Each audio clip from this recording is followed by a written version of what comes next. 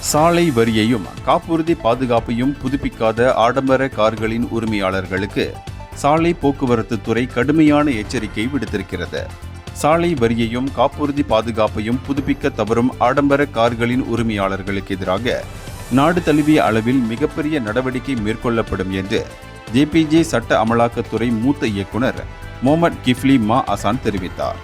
தற்போது இந்த நடவடிக்கை நடைபெற்று வருகிறது. விரைவில் நாடு தழுவிய அளவில் ஆப்ஸ் லக்ஷரி எனும் நடவடிக்கை மேற்கொள்ளப்படும் என்று அவர் விவரித்தார். சம்பந்தப்பட்ட வாகன உரிமையாளர்களை நாங்கள் கண்டுபிடித்திருக்கிறோம்.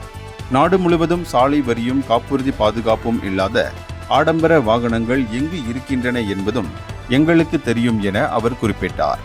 ஆகவே ஆடம்பர வாகனங்களின் உரிமையாளர்கள் சாலை வரியை உடனே புதுப்பித்துக் கொள்ள வேண்டும்.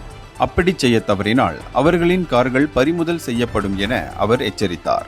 ஆடம்பர வாகனங்களின் உரிமையாளர்கள் உட்பட எந்த தரப்பினரும் இந்த விஷயத்தில் விதிமுறைகளை கடைபிடிக்க மறுத்தால் அதனை ஜேபிஜே ஒருபோதும் சகித்துக் கொள்ளாது என்றும் அவர் சொன்னார். இந்தியர்களின் இதய குரல் மக்களோசை.